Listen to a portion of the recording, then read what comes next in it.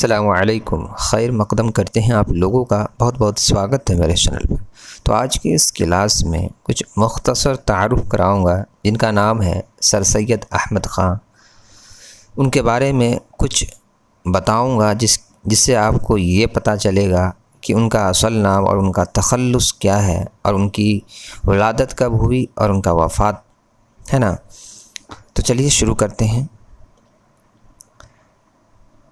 سر سید احمد خان، جن کا اصل نام کیا ہے؟ ان کا جو اصل نام ہے وہ سید احمد خان ہے، ٹھیک ہے، اور وہ اپنے تخلص میں سر سید استعمال کرتے ہیں۔ کیا استعمال کرتے ہیں؟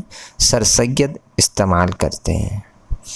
اور ان کی جو پیدائش ہوئی وہ ہوئی ہے 17 اکتوبر 1817 میں ان کی پیدائش ہوئی ہے، اور وہ رہنے والے کہاں کے ہیں؟ ان کا جو مقام ہے وہ ہے دہلی کے رہنے والے، اور ان کی سال وفات ان کی ہوئی ہے 27 مارچ 1898 میں، ٹھیک ہے۔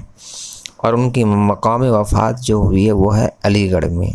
جب وہ جب وہ انتقال ہوئے تو ان کی انتقال جو ہوئی وہ علی گڑھ میں ہوئی۔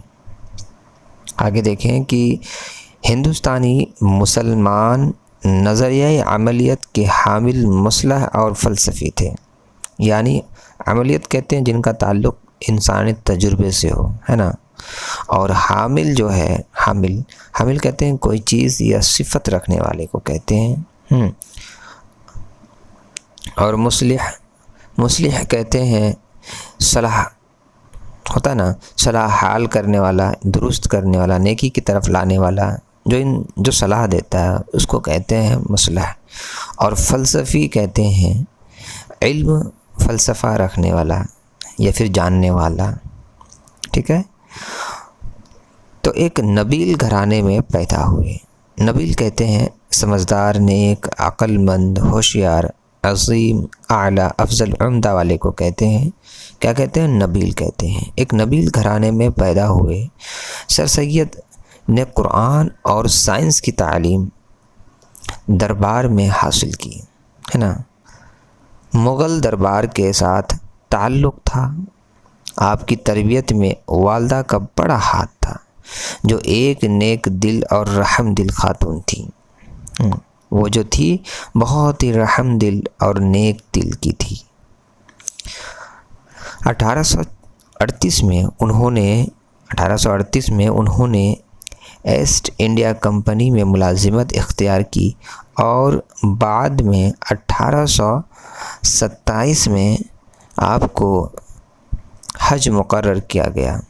انہوں نے 1827 میں حج کرنے کے لیے وہ روانہ ہوئے، ہے نا، انہوں نے حج کیا۔